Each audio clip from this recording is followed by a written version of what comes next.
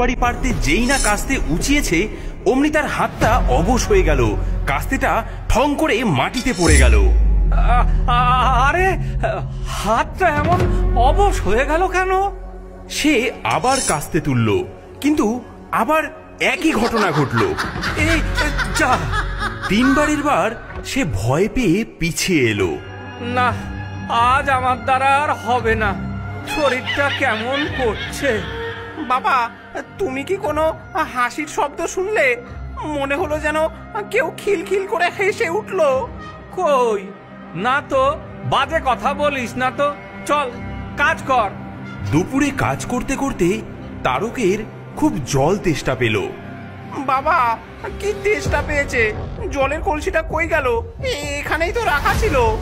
দেখ, ওইখানেই কোথাও, হয়তো আড়ালে পড়ে গেছে। না তো, কোথাও তো নেই। ঠিক সেই মুহূর্তে ওপর থেকে একটা ফিসফিসানি আওয়াজ ভেসে এলো, যা শুধু তারকই শুনতে পেল। তেষ্টা পেয়েছে ছোকরা? খুব পেয়েছে? যা, দুবার জল খা গে। ওই পাক মেশানো জলটাই তোদের মতো ছোট লোকদের জন্য ঠিক।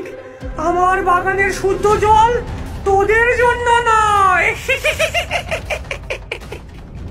হ্যাঁ, কে কে কথা বলে? এই তারক, কি হলো রে? কার সঙ্গে কথা বলছিস? বাবা, আজ চলো বাড়ি ফিরে যাই। আমার কেমন একদম ভালো লাগছে না। এই বাগানে নিশ্চয়ই কোনো গোলমাল আছে। সেই রাতে শাকচুন্নিটা গাছ থেকে নামলো। তার চোখে মুখে দুষ্টুমিতে ভরা। সে দশরথ আর তারকের পরম যত্নে রাখা কাস্তে, খুরপি, দা, দড়ি সবকিছু এক জায়গায় জড়ো করলো। ওরে আমার লোভী মানুষ রে, আমার গাছের দিকে লোভ, তাই না? এই কাস্তে দিয়ে আমার গাছের সুপারি পারবি? দাঁড়া, তোদের সাধের যন্ত্র আমি এমন জায়গায় পাঠাচ্ছি যে খোঁজার জন্য পরের জন্মে আবার আসতে হবে। যা। এই বলে সে খ্যাক খ্যাক করে হাসতে হাসতে সব যন্ত্রপাতি এক এক করে পাশের ডোবাটার মধ্যে ফেলতে লাগলো।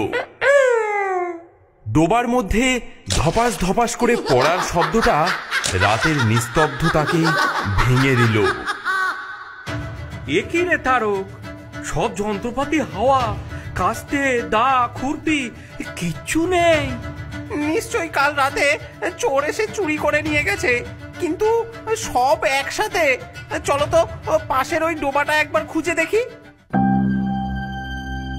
সারাদিন ধরে তারা ডোবার মধ্যে খোঁজাখুঁজি করে মাত্র একটা মরচে পড়া খুরপি খুঁজে পেল। যা, সারা দিনটাই বরবাদ হলো। দশরথ যেই না গাছে ওঠা দড়িটা হাতে নিয়েছে, সে চমকে উঠল। সর্বনাশ, হে কি করেছে? দড়িটাতে যে 100টা গিঁট দিয়ে রেখেছে।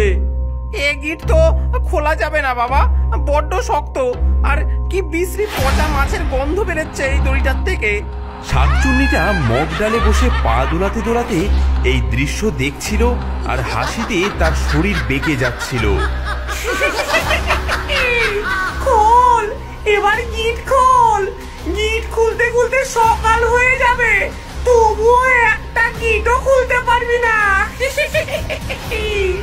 আমাকে রাগানোর ফল এখনো তো কিছুই দেখিসনি।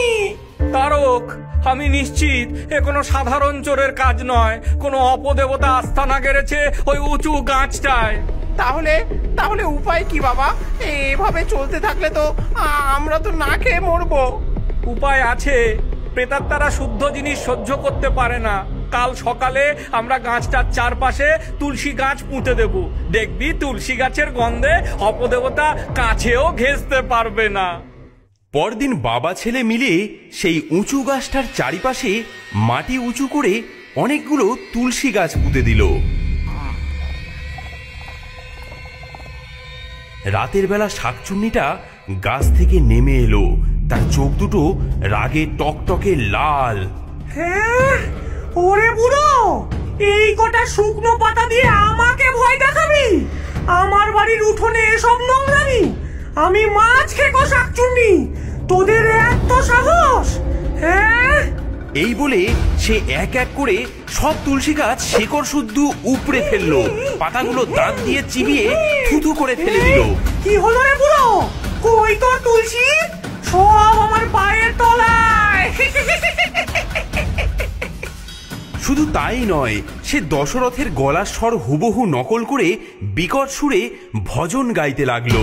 হরে কৃষ্ণ হরে রাম, এই বাগানে আমার রাম, তোদের এবার শেষ কাম। হরে কৃষ্ণ হরে রাম। বাবার বুদ্ধিতে তো কাজ হলো না। আজ আমি নিজের চোখে দেখব কে এত কাণ্ড করছে। যত বড় শয়তানি হোক, একবার তাকে দেখতে পেতেই হবে। মাঝরাতে সে যা দেখলো তাতে তার গায়ের রক্ত হিম হয়ে গেল। শাকচুনিটা গাছ থেকে নেমে এসে উনুন ধরিয়েছে। তার সামনে ভাঙা হাঁড়িতে চাপানো ডোবার পাঁক আর পোকামাকড়, কিন্তু সেই জঘন্য জিনিস থেকে ভাজা ইলিশ মাছের এক অপূর্ব গন্ধ বেরোচ্ছে যে তারকের জিভে জল এসে গেল। নে রে নে, খা। এমন সর্ষে ইলিশ পাবি কোথাও? এই হতচ্ছাড়া মানুষ দুটো শুধু সুপারি চেনে, রান্নার র বোঝে না। ওদের কপালে কি আর আমার হাতের রান্না আছে? হঠাৎ সে রান্না থামিয়ে ঝোপের দিকে তার জ্বলন্ত চোখ দুটো তাক করলো। তারক বুঝে গেল সে ধরা পড়ে গেছে। কি রে ছোকরা, লুকিয়ে লুকিয়ে আমার রান্না দেখছিস?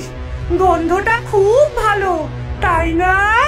তোর জন্য এক বাটি তুলে রেখেছি, কাল সকালে এসে খেয়ে যাস। নাইলে কিন্তু আমি তোর ঘরে গিয়ে দিয়ে আসবো, মনে থাকবে তো?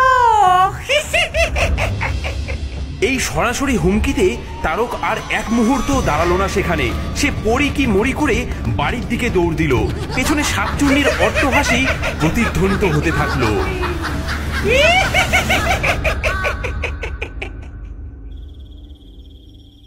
ওঝা মশাই, ওঝা মশাই, আমাদের বাঁচা।